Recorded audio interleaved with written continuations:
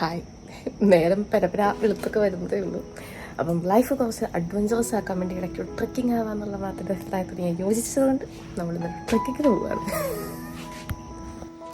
And welcome to day 3.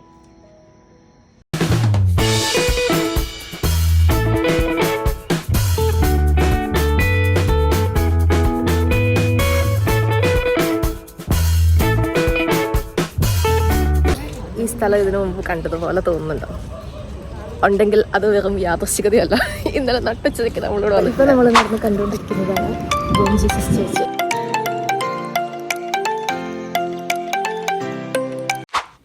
കാരണം ഞങ്ങൾക്ക് അറിഞ്ഞുകൂടായിരുന്നു ട്രക്കിങ്ങിന് പോകുന്ന വഴിക്ക് ഈ പള്ളിയുടെ കൂടെ ഒരു സ്റ്റോപ്പ് ഉണ്ടെന്നും നമുക്കിതൊക്കെ കാണാൻ പറ്റുമെന്ന് ഞങ്ങൾക്ക് അറിഞ്ഞുകൂടായിരുന്നു. എന്തായാലും രാവിലെ പള്ളിയുടെ ഒരു വ്യൂ ഒക്കെ കാണാൻ വേണ്ടി പറ്റും. അങ്ങനെ തിരിച്ച് നമ്മൾ വണ്ടിയിലൊക്കെ കയറി. അപ്പം ഇതായി കാണുന്ന ആൾക്കാരൊക്കെ ഇല്ലേ, ഇതൊക്കെയാണ് ഞങ്ങളുടെ ടീം മേറ്റ്സ് ഇന്നത്തെ ദിവസത്തെ.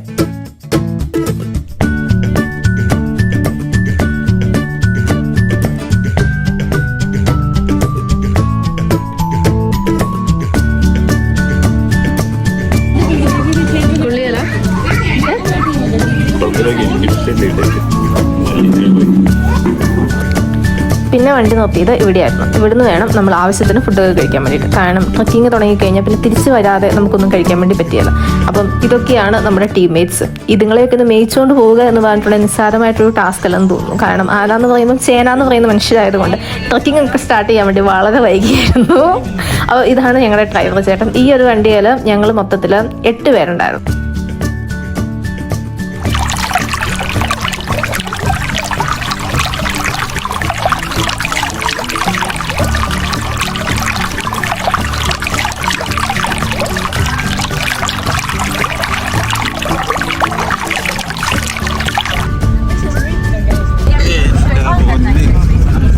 അപ്പോൾ പറഞ്ഞു വരുന്നത് എന്നാന്ന് ചോദിച്ചു കഴിഞ്ഞിട്ടുണ്ടെങ്കിൽ ഈ പെരിയ പെരിയ കാടും മലയും പുഴയും ഒക്കെ താണ്ടി ഈ ഓഫ് റോഡ് റൈഡ് അവസാനിക്കുന്നിടത്തു നിന്നാണ് നമ്മുടെ real trekking to Dudhsagar start ചെയ്യുന്നത്.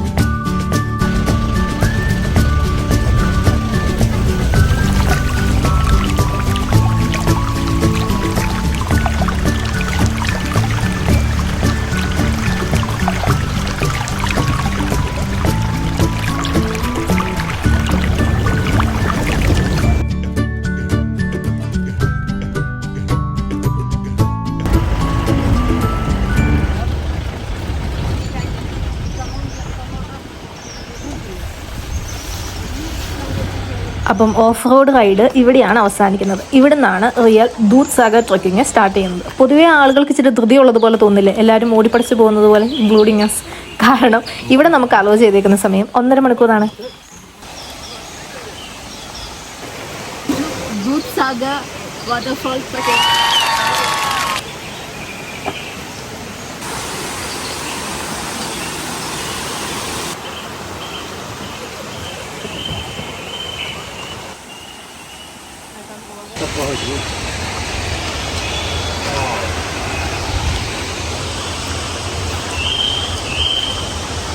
ഇത് ഒറിജിനൽ ഫുള്ളായിട്ട് വരാനുള്ള അവസ്ഥ ഉണ്ടായിരിക്കും. അതൊന്നും കാണാനുള്ള യോഗം ഉണ്ടായിരിക്കില്ല, ഉണ്ടാവില്ല.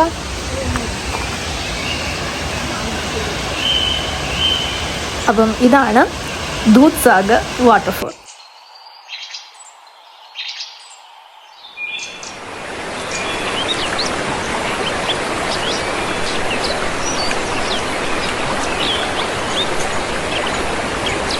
പാല് പോലെ വെള്ളം ഒരു മലയുടെ മേളിൽ നിന്ന് ഒഴുകി വരുന്നുണ്ട്. അതിന് നടുക്കോടെ ഒരു പാലവും പാലത്തിൽ കൂടെ ഒരു റെയിൽവേ ട്രാക്കും.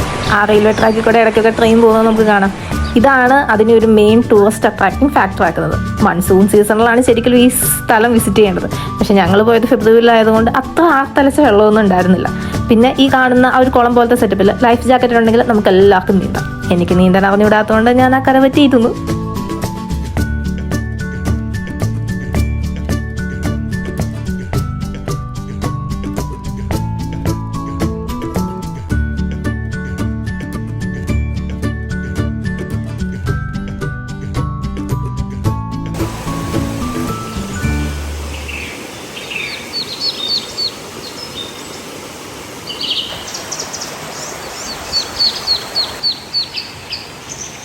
എവിടെ പോയിട്ട് വന്നതാണ്?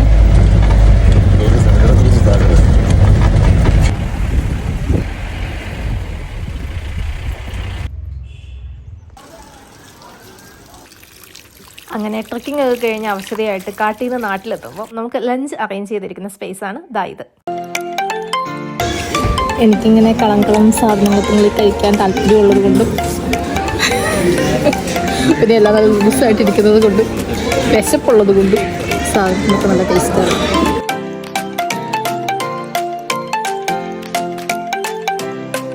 അങ്ങനെ ഫുഡൊക്കെ കഴിച്ചു കഴിഞ്ഞു.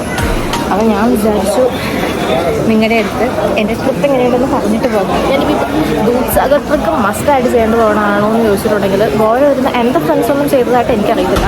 എനിക്ക് ഈ ദൂദ്സാഗർ ട്രിക്ക് എന്ന് പറഞ്ഞേക്കുന്ന ഈ ട്രിക്കില്ലേ, എനിക്ക് പറയുമ്പോൾ ഓടുകളാവുന്നുണ്ടോ എന്ന് എനിക്കറിയത്തില്ല. അത് ഈ ദൂദ്സാഗർ ട്രിക്ക് എന്ന് പറയുന്നത് ഞാൻ പൂനെയിലായിരുന്ന സമയത്ത് ഞാൻ വിചാരിച്ചുകൊണ്ടിരുന്നത് ഈ പൂനെ ഏരിയ എന്നൊക്കെ അവർ അറേഞ്ച് ചെയ്യുന്ന ട്രക്കാണെന്നാണ് ഞാൻ വിചാരിച്ചുകൊണ്ടിരുന്നത്. ആ ഒരു സമയത്ത് അവിടെ വർക്ക് ചെയ്യുന്ന സമയത്തൊക്കെ ആണെങ്കിലും അവിടെ ഇങ്ങനെ ആൾക്കാർ പറഞ്ഞ് ഞാൻ കേട്ടിട്ടുണ്ടായിരുന്നു. എന്ന് വെച്ചിട്ടുണ്ടെങ്കിൽ ഈ പാലൊഴുകുന്ന പോലെ ഒരു വലിയ പാറയുടെ കൂടെ ഇങ്ങനെ വെള്ളം ഒഴുകി താഴേക്ക് വരും. അതിന് നടുക്കോടെ ഇങ്ങനെ ഒരു റെയിൽവേ ട്രാക്ക് പോലത്തെ ഒരു സെറ്റപ്പ് ഉണ്ട്. അപ്പം അങ്ങനെ ട്രെയിൻ പോകുന്നത് കാണാൻ വേണ്ടിയിട്ട് ഭയങ്കര രസമാണ്. അപ്പോൾ ട്രെയിനിൽ പോകുമ്പോൾ ഒക്കെ നമുക്ക് കാണാമെന്ന് എല്ലാവരും പറഞ്ഞ് ഞാൻ കേട്ടിട്ടുണ്ട്.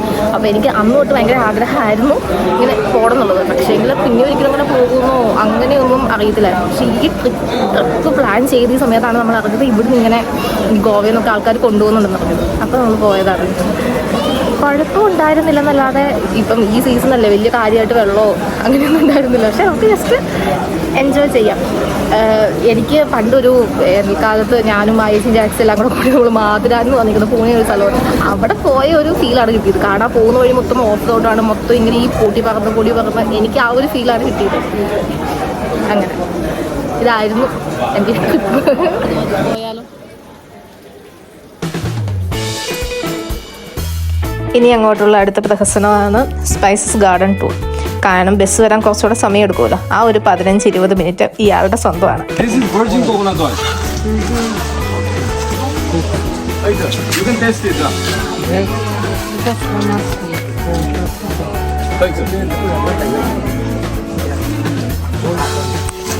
Sir, smell it a bit. Virgin coconut oil. Smell it. And this virgin coconut oil, we do not do any heating, but we use a method called cold pressing method. Okay, now what happened in this cold pressing method? We extract the milk from the coconut. പിന്നീട് അങ്ങോട്ട് അണ്ണൻ്റെ ആഘാട്ടമായിരുന്നു. തെങ്ങിൽ നിന്ന് തേങ്ങ പറിച്ച് അത് എണ്ണയാക്കി തലയെ തേച്ച് തലമുടി വളരുന്നതിനെ കുറിച്ച് വരെ അണ്ണൻ സംസാരിച്ചു. ഡയബറ്റിക്സിനും കൊളസ്ട്രോളിനും ഒക്കെ അതിഗംഭീരമാണെന്നൊക്കെ പറഞ്ഞപ്പോഴത്തേക്ക് ഫോറിനേഴ്സിൻ്റെ ഒക്കെ കണ്ണ് തള്ളി. ഇതുപോലത്തെ 2 കുപ്പിയൊക്കെ ഓർഡർ ചെയ്തിട്ടാണ് ഞങ്ങളുടെ അടുത്തുള്ള മതാവ് പോയത്. എനിക്ക് പരിപാടിയോട് വലിയ താല്പര്യമില്ലെങ്കിലും മാത്രം താല്പര്യമുള്ളതുകൊണ്ട് ഞാൻ ഇതിൻ്റെ ബാക്കിൽ കൂടെ പിടിച്ചിട്ടുണ്ട്. ഇവര് എങ്ങനെയാണ് വെളിച്ചെണ്ണ ഉണ്ടാക്കുന്നതെന്നാണ് പറഞ്ഞു കൊടുക്കുന്നത്. മാത്രം ചോദിക്കുന്നുണ്ട്, ഞങ്ങളോടോ ബാല, ഞങ്ങളോടോ എങ്ങനെ ഉണ്ടാക്കുന്നത്.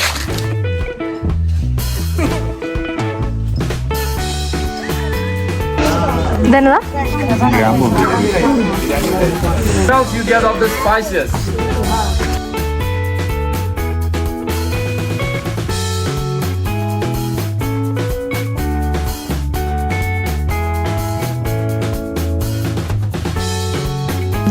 ഞാൻ വിചാരിച്ചു കുറച്ച് നേരം ബാക്കിലേക്ക് ഇറങ്ങി നടക്കുകയാണ്. അവിടെ ഒരു ചെടികൾ പരിചയപ്പെടുകയാണല്ലോ, അവർ പരിചയപ്പെട്ടോട്ടെ എന്ന് വിചാരിച്ച് ഞാൻ പയ്യങ്ങി ഇറങ്ങിയതാണ്. മാത്രം പോർച്ചുഗീസുകാരുടെയും ബാക്കിയുള്ളവരുടെ കൂടെ നിൽപ്പുണ്ട്. അതും പഠിക്കട്ടെ, പഠിക്കുകയോ തിരുത്തുകയോ ഒക്കെ ചെയ്യുന്നുണ്ട്. കേരള ചാടി ഫ്രണ്ട് നിൽക്കണം, അല്ലേ പറയാൻ പറ്റത്തുള്ളൂ.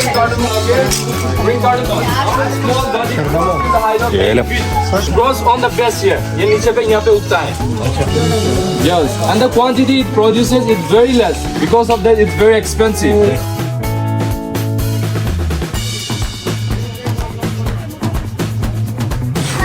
Now see, here I'll be showing you how we make in the traditional way the feni. In Goa, it's very famous, this cashew feni, okay?